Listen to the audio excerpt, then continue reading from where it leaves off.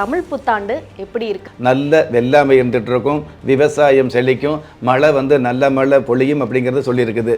வெண்பாவுக்கு மேலே அனுபவ ரீதியாக எடுத்துக்கிட்டோம் அப்படின்னா சித்திரை மாதம் முதல் நாள் பார்த்திங்கன்னா திங்கக்கிழமையாக இருக்கிறதுனால ஆடி மாதம் 5ஆம் தேதிக்கும் இந்த சித்திரை மாதம் முதல் தேதிக்கும் மிகப்பெரிய சரளமான சம்பந்தம் இருக்கிறதுனால நல்ல மழை அப்படிங்கிறத விட அதிக மழை பொழிவதற்குண்டான வாய்ப்புகள் அதிகமாக இருக்குது அப்படிங்கிறது ஒன்று.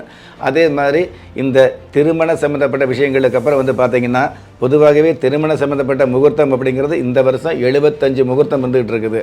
இந்த முகூர்த்த சம்மந்தப்பட்ட திருமணத்துக்கு அப்புறம் புத்தர் பேர் இருக்கும் இல்லையா, இந்த குழந்தை பாக்கிய சம்மந்தப்பட்ட விஷயங்களில் ஆங்காங்கே புத்தர பாக்கியம் கிடைக்கல அப்படின்னு மருத்துவ ஆலோசனை எடுக்கக்கூடிய அமைப்புகள் நிறைய இருந்துகிட்டு இருக்குது. இப்போது அது இன்னும் அதிகமாகும். அதே மாதிரி அதை விட அதிகம் பார்த்திங்கன்னா சிசு நாசம், அதாவது உருவாகிற குழந்தை இப்போதைக்கு வேண்டாம் அப்படிங்கிற அளவுக்கு அந்த சிசு சம்மந்தப்பட்ட விஷயங்களில் ஒரு சில சேதங்களை ஏற்படுத்தக்கூடியது. நமக்கு நாமே அந்த குழந்தை பேர் சம்மந்தப்பட்ட விஷயங்களை தள்ளி போடுவது அல்லது பிறக்கிற குழந்தைகளுக்கு பார்த்திங்கன்னா தேவையில்லாத நோய் நொடி மருத்துவ செலவுகள் வருவது இந்த வருஷம் இருந்துகிட்டு இருக்கும்.